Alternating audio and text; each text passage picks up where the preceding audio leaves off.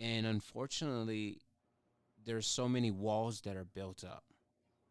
These walls Mhm. are up there like, they kind of want to say, and you can see it in their face sometimes, like, what are you talking to me for? And it's like, I said, hey, how you doing? Have a great day. It was, or like, hey, nice shoes, or hey, you like the Cowboys? Oh man, I like them too, or whatever. Just something, just to smile at someone, and it's almost sometimes it can be where it's like, what why are you smiling at me, or why, like, that Well, communication is almost. I also think that's a cultural thing too.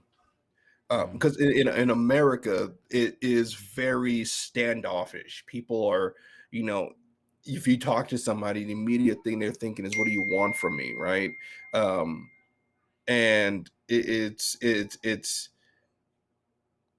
hard for them to understand that there's a gift that they have. They have um, they have a lot of things that they want to become. There's a lot of things they want to engage in, but they choose not to because they're afraid. And this is also a product of how we're taught in school. You know what I mean? Like, they don't go through these type of things. They teach you these rudimentary things that really don't have anything to do after you graduate.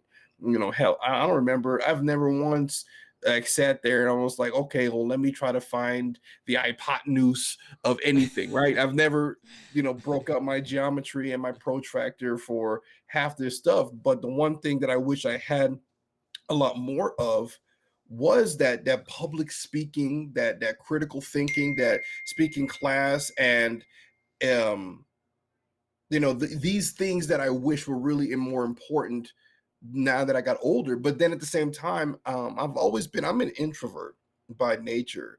But there came a certain point where I realized that being an introvert is a powerful thing once you start challenging that. So I make it a point to speak to people, whether they like it or not. But then I also try to challenge myself and see, can I break them to speak to me, right? Can I break that initial, like, what does he want from me? Like, what is he talking to me? Like, what do you want? And I'm gonna make you laugh. I'm gonna have a good time. I'm gonna give you something. But if I can't make you laugh, I'm gonna leave you in awe. And that's when my poetry, my storytelling, I've been doing that stuff for years. So speaking to people is not an issue. It still terrifies me. Don't get me wrong, because it's the fear of rejection. It's the fear of saying something wrong. It's not being comfortable, being vulnerable, right? It comes back to that. So that's why I tell people, like, be vulnerable in who you are. Be okay in who you are. If that doesn't work out, if you say something stupid, well, guess what? Now you know what not to say. But if you say nothing at all, you miss every opportunity. They always say, like, you miss 100% of the shots you don't take. So, if wasn't confident as a speaker, I wouldn't have met my wife. If I wasn't a confident speaker, I wouldn't have been able to make the accomplishments. I mean, hey, if I wasn't a confident speaker, bro, I wouldn't have met you. Remember when we was living next to each other, man? You could have been just another neighbor living next to me, man. But Yeah, how many yeah, times did we sit on that wall and talk? You know what I'm yeah, saying? yeah. How many times? And it's because we had to find that groove. But the more we talked, the more we found out we had so much in common. And then here we are years later.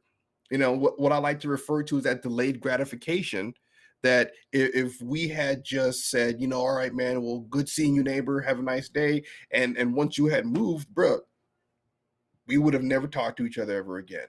But we made it a point to stay in communication, and we've done great things since then. So when it comes to other individuals and how you build that initial relationship, somebody has to take the first step. Somebody has to extend their hand first. Somebody has to be willing to present, step forward, and say, "Hi, my name is," and it's powerful when you're that person, because people will look at you and they'll sometimes be envious because they wish they were able to do that.